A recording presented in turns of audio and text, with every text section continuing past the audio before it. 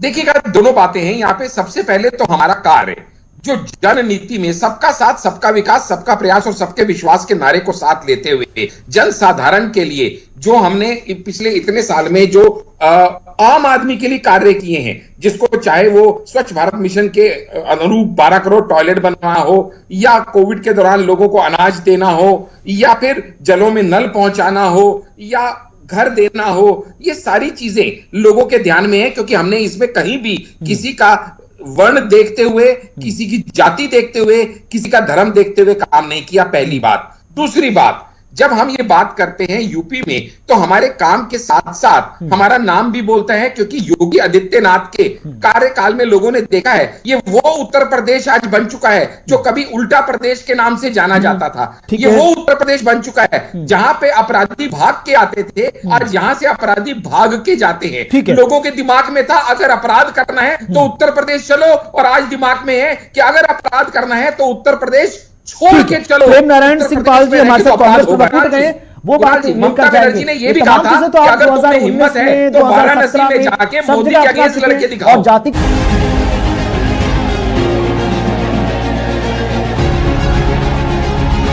कुणाल जी, हमें पहले ये समझना पड़ेगा, देखिए राजनीति है, और राजनीति को अगर संधि विच्छेद करके बताऊं तो राजनीति बोले तो राज करने की नीति। इसमें दो चीजें बड़ी इंपॉर्टेंट होती हैं। एक, ये जो रूलिंग पार्टी है उसका परफॉर्मेंस, वो खुद क्या अच्छा काम कर रही है, जो मैंने भी आपको संक्षेप में बताया और सुशील जी ने भी उसके ऊपर कुछ ब्यौरा दिया। दूसरी बात, हमारे जो प्रतिद्वंदी हैं, जो हमारे ऑपोजिशन में हैं, उनकी परफॉर्मेंस क्या है। ये दोनों बातें इकट्ठे उस रिजल्ट तक हमें पहुंचाती हैं। तो अगर मैं ऑपोजिशन की बात करूं तो आप खुद भलीभांति जानते हैं कि ये सिर्फ आपका सर्वे नहीं है, ये इंडिया टुडे का भी ओपिनियन पोल है जो 70 सीटें बीजेपी एनडीए को दे रहा है। ये फाइनेंशियल एक्सप्रेस का भी ओपिनियन पोल है जो 72 सीटें बीजेपी एनडीए को दे रहा है। ऐसा क्यों हो रहा है? ऐसा बहुत सिंपली इसलिए हो रहा है कि लोग ये देख रहे हैं कि जो गठबंधन या ठगबंधन जिसकी हम बात करें, वो राहुल और अखिलेश का पहले भी उसकी क्या गति हुई, क्या दिशा थी और क्या दशा थी, हम सब ने देखा। आप आज की डेट में देख लीजिएगा, आज से 10 दिन पहले तक ये बात आपके चैनल पे हम डिबेट में बैठे थे कि कांग्रेस का शीर्ष नेतृत्व कह रहा है अखिलेश वकीलेश का क्या करना है। कौन अखिलेश? इस तरह के बयान, और अखिलेश जी की तरफ से खुद बयान आता है कि भैया कांग्रेस की तो क्या आप नीतियों पे बात करेंगे, वो इतने धोखेबाज हैं, हमें धोखा दे दिया, आपको क्या छोड़ेंगे। यानी कहने का मतलब ये है।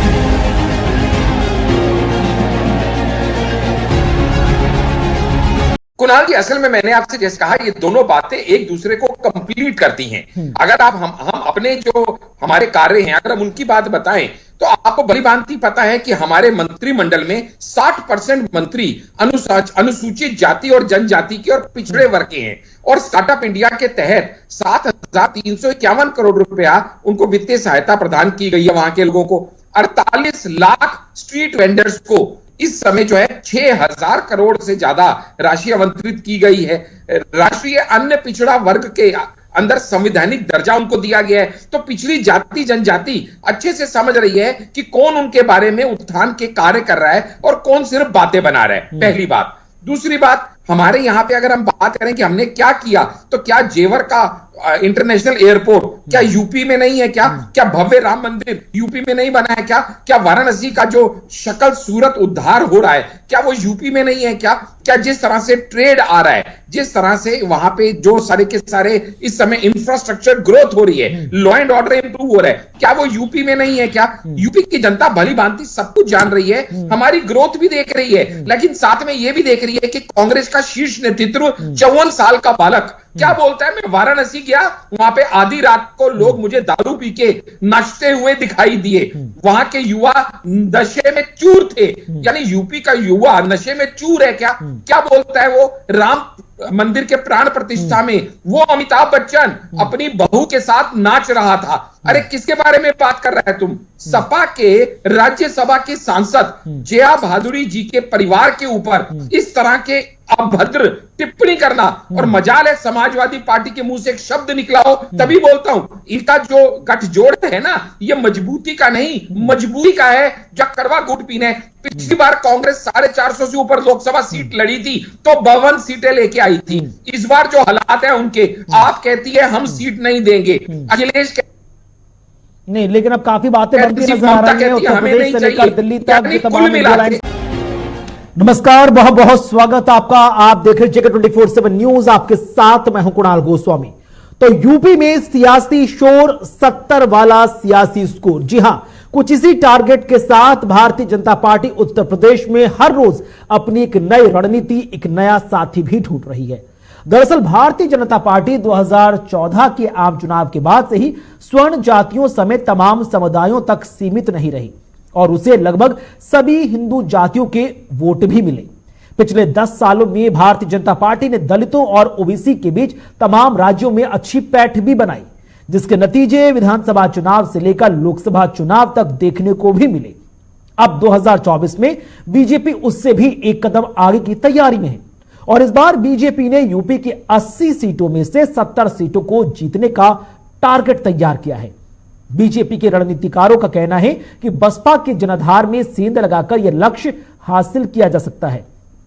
खास बात यह है कि इस बार बीएसपी अकेले ही लोकसभा चुनाव में हुंकार भर रही है। सियासी पंडितों की माने तो बीएसपी के अकेले लड़ने की स्थिति में दलित मतदाता बीजेपी की तरफ रुख भी कर सकते हैं। हालांकि बीजेपी के लिए यह इतना आसान भी नहीं होगा। दलित वोटर बीएसपी का कट्टर समर्थक है, जिसकी बदौलत बसपा ने 10 लोकसभा की सीटें हासिल की थी। तो क्या बीजेपी 70 वाला स्कोर हासिल करने में कामयाब हो पाएगी? इन्हीं तमाम सवालों के जवाब आज अपने खास मेहमानों से जानने की कोशिश करेंगे, चर्चा को आगे बढ़ाएंगे। कुछ बेहद खास मेहमान भी हमारे कार्यक्रम की शोभा बढ़ाएंगे, लेकिन शुरुआत पहली बड़ी खबर के साथ कर रहे हैं। तो मिशन यूपी की तैयारी में भारतीय जनता पार्टी जुटती हुई नजर आई है। यूपी की 70 सीटों पर बीजेपी का प्लान तैयार हो रहा है। नेता और कार्यकर्ता दलित बस्तियों का दौरा करेंगे। बीजेपी दलित मोर्चे का आगरा में आयोजन भी कर रही है। अब संत रविदास जयंती पर कार्यक्रम का आयोजन होने जा रहा है, जिसको लेकर तमाम तैयारियां की जा रही हैं।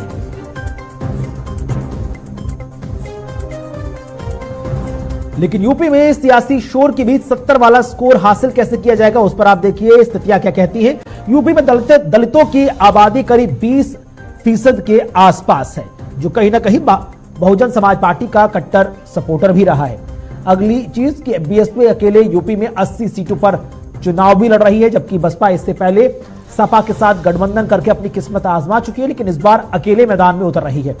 इधर 70 सीटें जीतने के लिए भारतीय जनता पार्टी तमाम बस्तियों के संपर्क में है। वहां पर ग्राउंड जीरो पर बूथ लेवल के कार्यक्रमों के आयोजन की बात सामने आई है। अब बीजेपी के नेता और कार्यकर्ता दलित बस्तियों का दौरा करेंगे। वहां पर मोदी की गारंटी और केंद्र से लेकर राज्य तक की योजनाओं का लाभ और उससे मिलने वाली चीजों को जानकारियां साझा की जाएंगी। इधर बीजेपी दलित वोटरों को लुभाने के लिए आगरा को पश्चिमी यूपी में दलित वोटरों का सेंटर यहां पर माना जाता है और यहीं से एक नए कार्यक्रम का आगाज होने जा रहा है। अब आंकड़े ही कहते हैं कि पश्चिमी यूपी में बीएसपी का 2019 में प्रदर्शन काफी अच्छा रहा था और अगर देखा जाए तो बीएसपी ने 2019 के लोकसभा चुनाव में 10 सीटें भी हासिल की थी। और इसी पर चर्चा को आगे बढ़ाएं, कुछ खास मेहमान हमारे साथ जुड़े, लेकिन उससे पहले कुछ महत्वपूर्ण सवाल जिस पर चर्चा आगे बढ़ेंगी। पहले की बीजेपी कैसे आखिरकार 70 का जो टारगेट लेकर चल रही है उसे कैसे हासिल करेगी, क्या कुछ रणनीति है? आगरा से काशी तक बीजेपी का आखिरकार मास्टर प्लान क्या कहता है और ग्राउंड जीरो पर जब वो उतरेगा तो उसका क्या लाभ मिलेगा? इधर बसपा के वोटर में सेंधमारी करना क्या बीजेपी के लिए इतना आसान होगा? जबकि बड़ी बात यहां पर यह भी है, क्या संपर्क अभियान से यूपी के दलित वोटर भारतीय जनता पार्टी के पक्ष में क्या एक बार फिर से चुनाव में मतदान कर सकते हैं? यह महत्वपूर्ण सवाल है। साथ ही साथ महत्वपूर्ण सवाल यह कि बीजेपी का यूपी प्लान आखिरकार कितना कारगर साबित होगा। तो ये कुछ महत्वपूर्ण सवाल जिस पर हम चर्चा को आगे बढ़ाएंगे, क्योंकि समझना बेहद खास है। क्योंकि जब बीजेपी अब की बार 400 पार का टारगेट लेकर चल रही है तो उस लिहाज से यूपी में ज्यादा से ज्यादा सीटें हासिल करना भी एक महत्वपूर्ण रणनीति है और चुनौती भी, क्योंकि सबसे ज्यादा सीटों वाला कोई राज्य अगर देश में है तो वह है उत्तर प्रदेश, जहां की 80 सीटों पर बीजेपी ना सिर्फ चुनाव लड़ रही है बल्कि ज्यादा से ज्यादा सीटें 2014 के अपने ट्रैक रिकॉर्ड को दोहराने के साथ साथ कहीं और कि देखिएगा, दोनों बातें हैं यहां पे। सबसे पहले तो हमारा कार्य जो जन नीति में सबका साथ, सबका विकास, सबका प्रयास और सबके विश्वास के नारे को साथ लेते हुए जन साधारण के लिए जो हमने पिछले इतने साल में जो आम आदमी के लिए कार्य किए हैं, जिसको चाहे वो स्वच्छ भारत मिशन के अनुरूप 12 करोड़ टॉयलेट बनवाना हो, या कोविड के दौरान लोगों को अनाज देना हो, या फिर जलों में नल पहुंचाना हो, या घर देना हो, ये सारी चीजें लोगों के ध्यान में है, क्योंकि हमने इसमें कहीं भी किसी का वर्ण देखते हुए, किसी की जाति देखते हुए, किसी का धर्म देखते हुए काम नहीं किया। पहली बात। दूसरी बात, जब हम ये बात करते हैं यूपी में, तो हमारे काम के साथ साथ हमारा नाम भी बोलता है, क्योंकि योगी आदित्यनाथ के कार्यकाल में लोगों ने देखा है ये वो उत्तर प्रदेश आज बन चुका है जो कभी उल्टा प्रदेश के नाम से जाना जाता था। ये वो उत्तर प्रदेश बन चुका है जहां पे अपराधी भाग के आते थे, आज यहां से अपराधी भाग के जाते हैं। लोगों के दिमाग में था अगर अपराध करना है तो उत्तर प्रदेश चलो, और आज दिमाग में है कि अगर अपराध करना है तो उत्तर प्रदेश छोड़ के चलो। प्रेम नारायण सिंह पाल जी हमारे साथ कांग्रेस प्रवक्ता हैं। प्रेम नारायण जी, क्या कुछ बीजेपी के कांग्रेस के माइलस्टोन है, क्या कुछ आपके टारगेट्स हैं? बीजेपी तो कह रही कि भैया सेंटर से लेकर स्टेट तक के हमारे पास परफॉर्मेंस है, रिपोर्ट कार्ड है जो आम जनता के बीच लेकर जाएंगे। आप क्या चीजें लेकर जनता के बीच जा रहे हैं? और दूसरा बड़ा महत्वपूर्ण सवाल, जो भारत जोड़ो न्याय यात्रा इस उत्तर प्रदेश से गुजर रही, कैसा रिस्पॉन्स मिल रहा है सर? नहीं, रिस्पॉन्स तो आप लोग पूरे देश में देख रहे हैं, और मैं बिंदुवार बात करता हूं। पहली बात तो ये है ना, हमारे भारतीय जनता पार्टी के मित्र बड़ा मजबूती के साथ, क्योंकि भारतीय जनता पार्टी के लोगों को सिखाया जाता है कि आप बोलते रहिए, और बोलना ही इनकी कला है। जैसे एक बोलते हैं ये कि सबका साथ सबका विकास, बड़ी शानदार बात है इनके सबके विकास की। इनके प्रधानमंत्री नरेंद्र मोदी जी के लोकसभा क्षेत्र में एक लड़की का, पाल समाज की ही लड़की, उसको लड़की का बलात्कार करके उसका तेजाब डाल करके हत्या कर दी जाती, लेकिन उस पर ये चू नहीं बोलेंगे क्योंकि वो सबके विकास में इनका समाहित हो जाता है। और दूसरा, ये जो राम मंदिर और राम की बात करते हैं, तो इनको तो राम की बात करनी नहीं चाहिए, क्योंकि राम ने कभी अन्नदाताओं पर गोली चलाना या अन्नदाताओं के ऊपर तीर नहीं चलाए थे, और ना अन्नदाताओं के रास्ते में इन्होंने कील बिछाए थे, ना कभी रास्ते में उन्होंने मतलब अवरोध लगाए थे। तो राम ने वो नहीं किया। राम की ये बात करते हो जो कहते राम को काल्पनिक कहा, तो ये थोड़ा सा पढ़ के आना चाहिए, क्योंकि राम सेतु के बारे में चर्चा की थी, जिसको आपकी पूर्ववर्ती सरकार में माननीय अटल बिहारी वाजपेयी जी की सरकार में काल्पनिक बताते हुए उसको तोड़ने के लिए बजट आपका एलोकेट किया गया था। पहली बात। दूसरी चीज, आप तो कुछ भी कह सकते हैं, ये 370 क्या, ये तो 500 सीटें भी कर सकते हैं। क्यों कर सकते हैं? क्योंकि अभी हाल ही में आपने चंडीगढ़ में मेयर के चुनाव की स्थिति को देखा है, सामने है, किसी से कुछ छिपा नहीं है। तो अगर इनकी क्षमता है, अगर ये जनता की बात करते हैं, जनता की विकास की बात करते हैं, तो पहले तो झूठ बोलना बंद कर दें। अभी श्रीमान जी बोल रहे थे कि हमने उत्तर प्रदेश में काम किया। शौचालय की बात करते हैं, एक तो पहले इनका ये पता ही नहीं चलता है कि कितना काम किया। कोई बताएगा हमने 5 करोड़ शौचालय बनवा दिए, कोई बताएगा हमने 8 करोड़ शौचालय बनवा दिए। आप इनसे कभी जनता से चर्चा करिए, इनसे सवाल बिंदुवार चर्चा करिए। अगर आपने 4 करोड़ भी शौचालय बनवा दिए, 5 करोड़ भी शौचालय आपने बनवाए उत्तर प्रदेश में, तो आप सोचिए, एक सवाल पैदा होता है किस तरीके से जनता के साथ ये खेलते हैं। उत्तर प्रदेश की आबादी आप मानते हो, उन्होंने क्या डिलीवर किया उसका उन्हें रिजल्ट मिल जाएगा, लेकिन कांग्रेस क्या वादे करने जा रही है, कांग्रेस क्या स्ट्रैटेजी लेकर जा रही है? 2014 से लेकर अब तक की स्थिति अगर देखें तो 2014 में 2 सीटें, 2019 में 1 सीटें, और अब तो सोनिया गांधी जी भी रायबरेली छोड़कर जा रही हैं। क्या आप इंप्रेशन दे रहे हैं सर यूपी की आम जनता के बीच? ऐसा लग रहा है भैया कांग्रेस ने तो अपना सब पैक कर लिया, बोरिया बिस्तर। नहीं, क्या ये सवाल आपने किया था जब नरेंद्र मोदी उत्तर प्रदेश लड़ने आए थे? तो क्या आपने कभी किसी मीडिया ने सवाल किया था कि क्या गुजरात में मोदी जी को मतलब गुजरात से पलायन कर रहे हैं? उन्होंने तब भी वहां पर 2 सीटों पर चुनाव लड़ा था, गुजरात की 1 सीट पर चुनाव लड़ा था, और वाराणसी से भी चुनाव लड़ा था। Same as it is Rahul Gandhi ने हाल फिलहाल में 2019 में अमेठी से भी चुनाव लड़ा था, और केरल के वायनाड से भी चुनाव लड़ा था सर। तो अगर आप उन्हें कंपेयर करेंगे तो आपकी पार्टी का जो शीर्ष नेता है वो भी उसी कैटेगरी में है ना सर? नहीं, तो आप सवाल की, मैं आपकी बात कर रहा हूं, मैं कंपेयर नहीं कर रहा हूं, कंपेयर आप कर रहे हैं। दूसरी चीज, कांग्रेस पार्टी की लीडरशिप हमेशा आगे बढ़कर के यूथ को जगह देती रही है, यूथ को स्थान देते रहे हैं। अब हमारी जो बात है, जातिगत गणना हमारा मुद्दा है, उसको लेकर के लोगों के बीच में जा रहे हैं। महंगाई हमारा मुद्दा है, बेरोजगारी हमारा मुद्दा है, किसानों का उत्पीड़न हमारा मुद्दा है, बहन बेटियों की सुरक्षा हमारा मुद्दा है, उसको लेकर के हम जा रहे हैं। ठीक है, अभिषेक वाजपेयी जी हमारे साथ जुड़े हुए समाजवादी पार्टी से प्रवक्ता है। अभिषेक जी, क्या कुछ समाजवादी पार्टी की रणनीति चल रही है? शुरुआत में कहा जा रहा था कि समाजवादी पार्टी अकेले चुनाव लड़ेगी, उसके बाद कहा गया भैया कि आरएलडी को भी जगह दी जाएगी, अपना दल कमेरावादी को भी जगह दी जाएगी। उसके बाद आरएलडी ने आपसे टाटा बाय बाय किया। कमेरावादी की जो पल्लवी पटेल जी हैं वो थोड़ी नाराजगी जाहिर कर रही हैं। अब किस तरह से आप नए दोस्त, नए रिश्तेदार यूपी की राजनीति में लेकर आगे चल रहे हैं, और सीट शेयरिंग पर बात कितनी आगे बढ़ पाई है सर? कांग्रेस तो 21 सीटें मांग रही है, कह रही है कि 2009 का जो परफॉर्मेंस था उसके आधार पर हमें 2024 में सीटें चाहिए। अरे कुणाल जी, अपडेट होइए सर, ये मामला निपट चुका है। मैं आऊंगा अभिषेक जी। धन्यवाद कुणाल। पहली चीज मैं आपके प्रश्न का उत्तर भी दूंगा, और साथ में हमारे भाई डॉक्टर आशीष जी ने बातें कही, तो मैं उनके लिए कहूंगा कि मैं आपका आशीष जी धन्यवाद अदा करता हूं, बहुत ही शुक्रगुजार हूं कि आपने समाजवादी पार्टी का और कांग्रेस का मनोबल बढ़ाया कटाक्ष करके। तो मुझे कि आप डॉक्टर हैं तो मैं आपको एक लाइन मुझे याद आ गई, तो मुझे लगता है कि शायद आपको बताना चाहिए। दुनिया में इतने जुल्म नहीं जितने लड़ने की आदत है, दुनिया में इतने जुल्म नहीं जितने लड़ने की आदत है, तानों के शोर में रहकर भी हमें सच कहने की आदत है। कितने कंकड़ फेंकोगे, कितने कंकड़ फेंकोगे, हम चुन चुन कर आगे बढ़ेंगे जितना हमको रोकोगे। बड़ी साधारण सी चीज है, आप कितना भी कटाक्ष कीजिए, क्योंकि आपके पास आपके मुद्दों पर बात करने के लिए कुछ नहीं है। आपके दिन की शुरुआत ही होती है समाजवादी पार्टी को कैसे कोसना है और कांग्रेस को कैसे कोसना है। क्योंकि अगर आपके पास मुद्दे होते या आपके पास जन विचारधारा की बात कहने के लिए होती, तो शायद आप उस पर बात कर रहे होते, आप शायद दूसरी पार्टियों के ना गिन रहे होते। दूसरी चीज, अभी कुणाल जी, अभी आपने जो बात कही, तो देखिए कल ही संयुक्त प्रेस कॉन्फ्रेंस हुई थी जिसमें कांग्रेस को 17 सीटें दी गई हैं रायबरेली अमेठी मिला करके।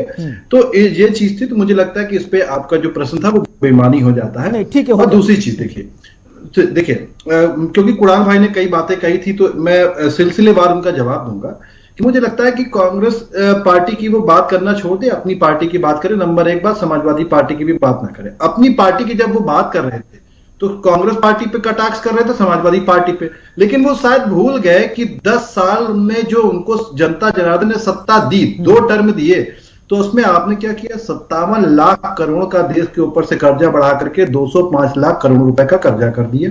मैं आपके चैनल के माध्यम से कुणाल जी वापस आशीष भाई से भी कहूंगा कि अगर वो ऑथराइज हैं तो मैं सिर्फ उनसे निवेदन करूंगा कि अपनी पार्टी को बोले कि 205 लाख करोड़ रुपए कहां खर्चा हुए हैं, इसका कम से कम एक एडवर्टीजमेंट छपवा करके वो दे दें। दूसरी बात आती है, इन्होंने जब बात अपनी मजबूती की कही कि भारतीय जनता पार्टी मजबूत हो रही है, तो बिल्कुल मजबूत होगी, क्योंकि जिन दूसरी पार्टियों पे ये कटाक्ष करते थे कि ये भ्रष्टाचारी है, ये अपराधी है, ये ऐसा है वैसा है, इनकी पार्टी की वॉशिंग मशीन में जाने के बाद वो साफ सुथरा हो गया। चाहे वो आप पश्चिम बंगाल के व्यक्ति को देख लीजिए, चाहे महाराष्ट्र के व्यक्ति को देख लीजिए, चाहे वो वॉशिंग मशीन हर एक पॉलिटिकल पार्टी के पास है।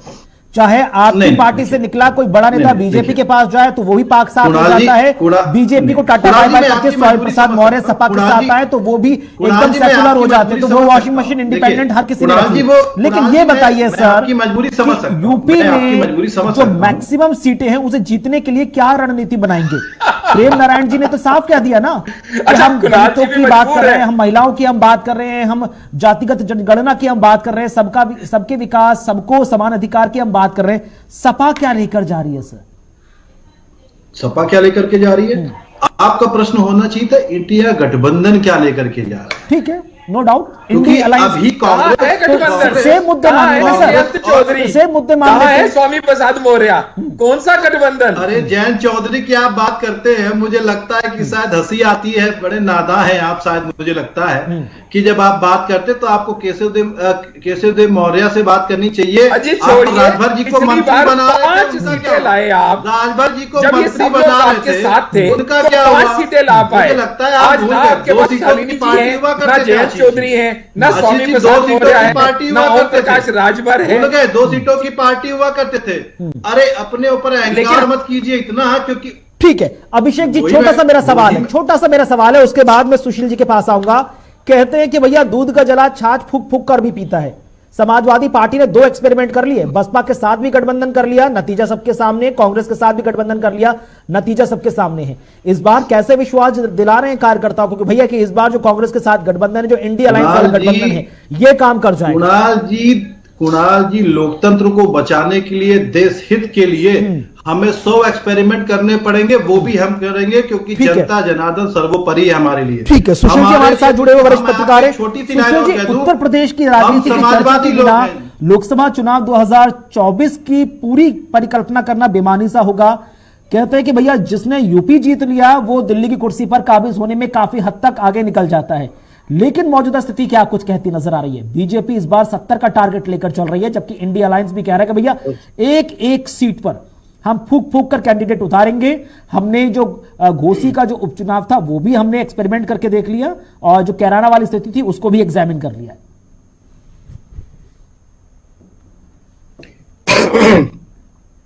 सबसे पहले मेरा सभी मेहमान है उनको नमस्कार। मैं आपका और आपके चैनल का शुक्रिया करता हूं जो हमें आकलन करने का मौका देती है टाइम टाइम पे। ये देखिए बीजेपी की जो स्थिति है 2014 में 71 थी, 2019 में 62 हो गई, तो थोड़ा ऊपर नीचे चढ़ाव उतरा हुआ है। कांग्रेस था 2014 में 2-19 में 1 पे आ गई। समाजवादी पार्टी 5 थी 14 में भी, और 19 में भी 5 पे रह गई। इस मेरे हिसाब से इस टाइम जो आ जाएगा, बीजेपी जो कहती है ऊपर नीचे थोड़ा हो जाएगा, लेकिन बीजेपी का जो शेयर है वो ऊपर हो जाएगा, क्योंकि उसमें बहुत सारे कारण है। पहला कारण देख लीजिए भारत रत्न चौधरी चरण सिंह जी का, उससे क्या हो गया, एक जो जाट बेल्ट है वो खुश हो गया। फिर जैसे समाजवादी पार्टी को नुकसान होना है, क्योंकि ये अपना ये केशव मौर्य जी समाजवादी पार्टी छोड़ के गए। अब देखिए आर्टिकल 370 तो नेशनल लेवल पे ही उससे फर्क पड़ रहा है बीजेपी का, लेकिन यूपी में भी उसका असर निकल रहा है। सबसे 2 अहम चीज है, जो अयोध्या मंदिर है, अयोध्या मंदिर के जो इस बार इनाग्रेशन हुआ, उससे यूपी ये बीजेपी का ग्राफ यूपी में भी सारे देश में ऊपर बहुत चला गया, और यूपी में भी बहुत ऊपर चला गया।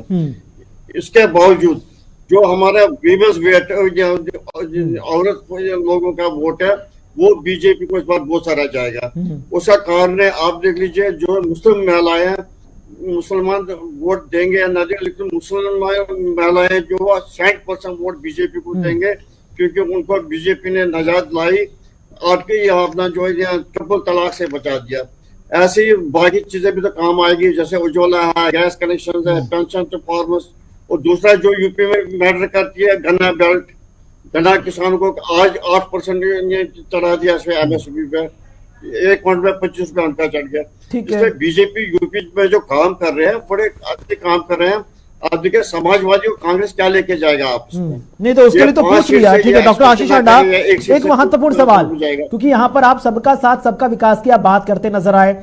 कांग्रेस सवाल उठा रही है कि भैया कि 2,500 करोड़ का जो उत्तर प्रदेश पर कर्जा आ गया है, उस कर्जे के बारे में बीजेपी के पास क्या कुछ स्टैटिस्टिक्स है, क्या कुछ आंकड़े हैं। दूसरी तरफ समाजवादी पार्टी कह रही है कि भैया हम जो पीडीए पिछड़ा दलित अल्पसंख्यक की राजनीति हम करते हैं उसी के आधार पर आगे बढ़ेंगे, क्योंकि सबका साथ सबका विकास कहते कहते पिछड़े भी विकास के मुख्य धारा से छूट गए, अल्पसंख्यक भी छूट गए और दलित भी छूट गए। कुणाल जी, हमें पहले ये समझना पड़ेगा, देखिए राजनीति है, और राजनीति को अगर संधि विच्छेद करके बताऊं तो राजनीति बोले तो राज करने की नीति। इसमें 2 चीजें बड़ी इंपॉर्टेंट होती हैं। एक ये जो रूलिंग पार्टी है उसका परफॉर्मेंस, वो खुद क्या अच्छा काम कर रही है, जो मैंने भी आपको संक्षेप में बताया और सुशील जी ने भी उसके ऊपर कुछ ब्यौरा दिया।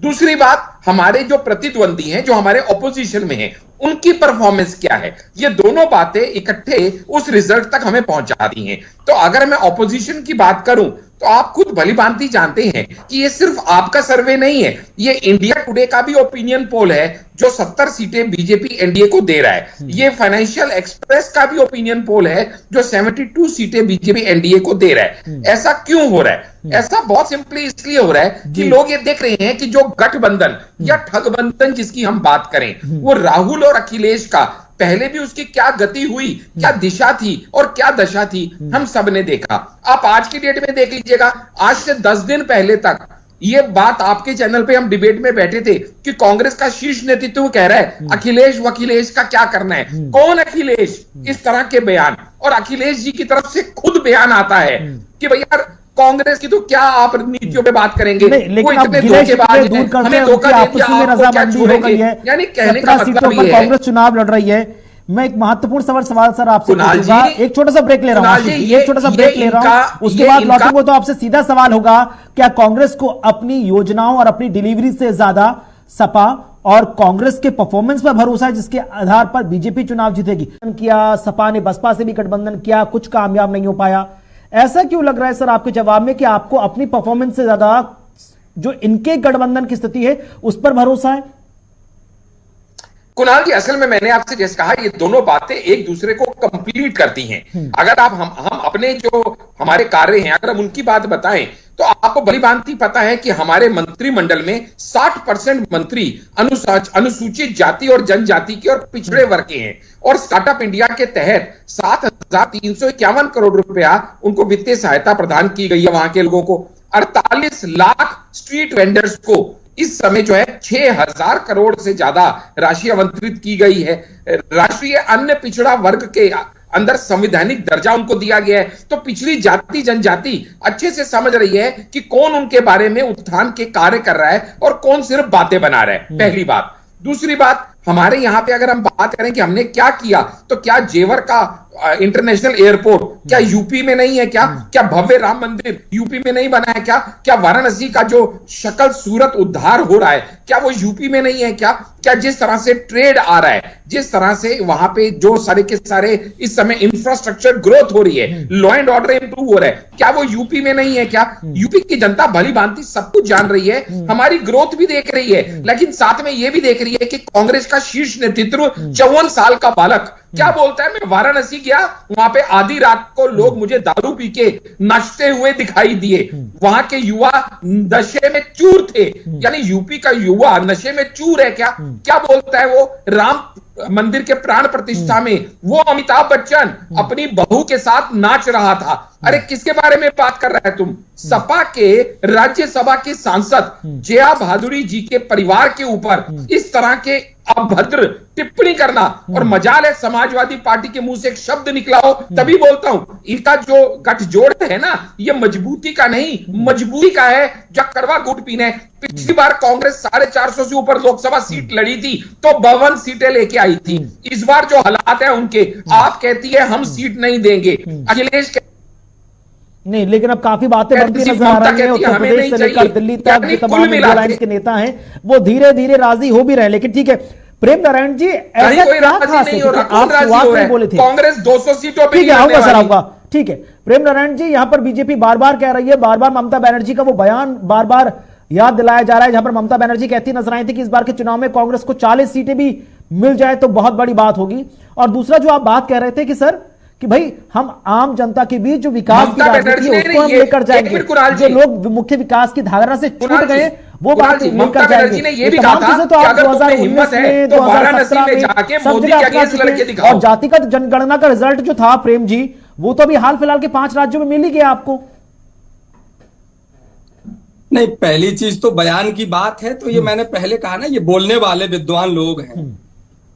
इनके नेता मध्य प्रदेश में आलू किसानों के बीच में जाकर के बताते हैं कि हम आलू से सोना बनाने वाली फैक्ट्री लगाएंगे, इधर से आलू डालेंगे उधर से सोना निकालेंगे, और इनके जो लग जाते हैं रणनीतिकार उसको बयान को चिपका देते हैं कि राहुल गांधी ने कहा।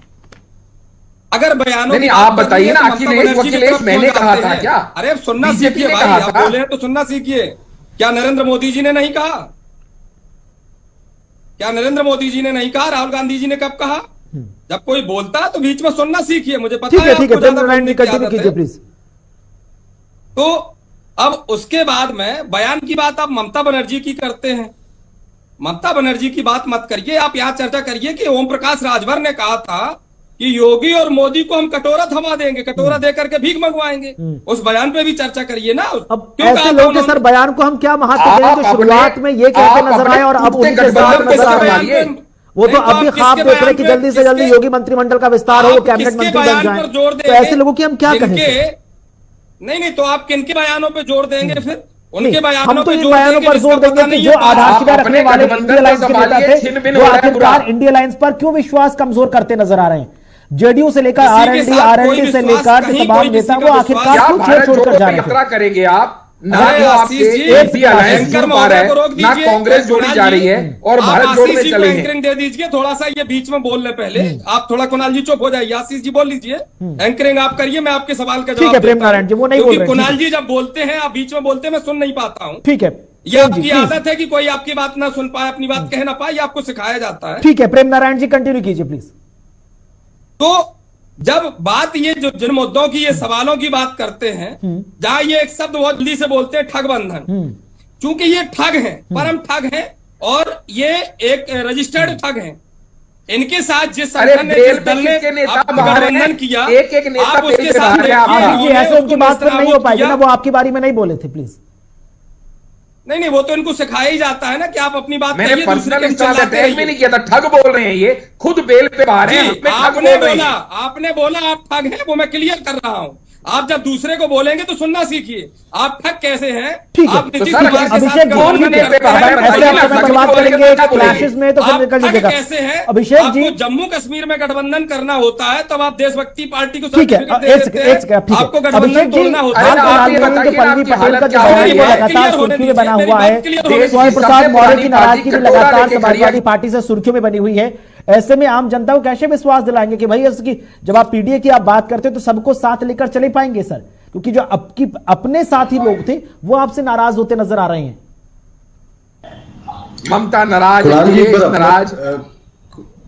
कुणाल जी अपना प्रश्न वापस से एक बार दोहरा दें, क्योंकि आशीष जी ने जब बोलना चालू किया तो मैं समझ ही नहीं पा रहा हूं कि आशीष जी अपनी बात को रख रहे हैं या आपकी बातों का जवाब दे रहे हैं या फिर प्रेम नारायण जी की जगह मेरा सीधा स्पष्ट सवाल था सर कि पल्लवी पटेल की नाराजगी, स्वामी प्रसाद मौर्य का समाजवादी पार्टी को छोड़ना, इन तमाम चीजों को लेकर जो आम जनता सवाल पूछ रही है कि भाई समाजवादी पार्टी में क्या सब कुछ ठीक नहीं चल रहा?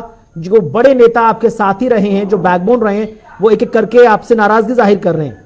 अगर आप पीडीए की बात कर रहे हैं तो पीडीए के लोग हैं ये सब।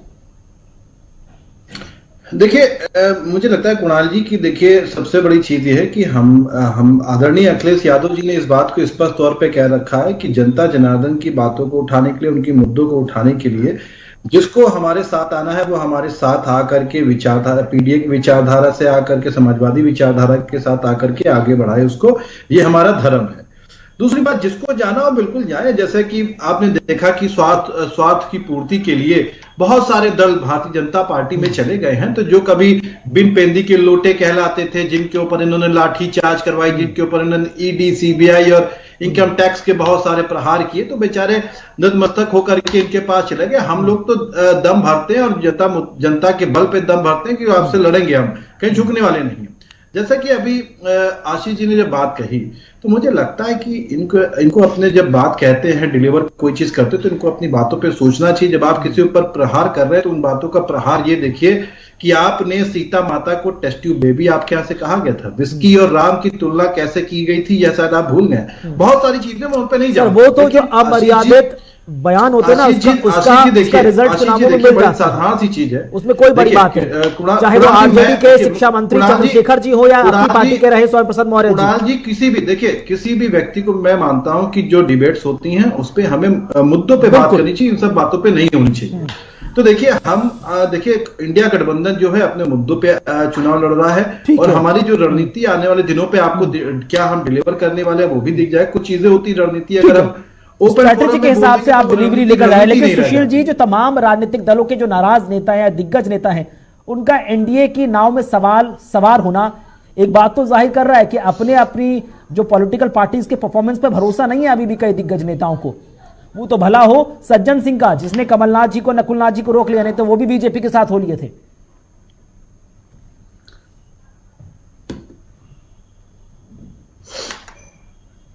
ठीक है, शायद उनकी आवाज नहीं पहुंच पा रही। बहरहाल चर्चा यहीं पर विराम देंगे, समय इतने ही इजाजत दे रहा था, नहीं तो चर्चा को आगे बढ़ाते। बहुत बहुत शुक्रिया आप चारों खास मेहमानों का हमारे साथ इस डिबेट में शामिल होने के लिए।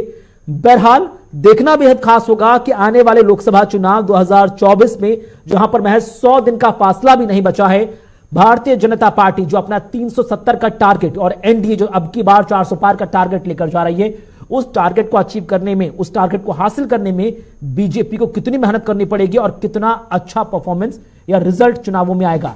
जबकि दूसरी तरफ जो इंडिया अलायंस है, जो एक एक करके अपने रूटों को बनाकर आगे बढ़ रहा है, वो कितना कामयाब होगा आम जनता में भी विश्वास की अलख जगाने में। बहरहाल चर्चा में बस इतना ही।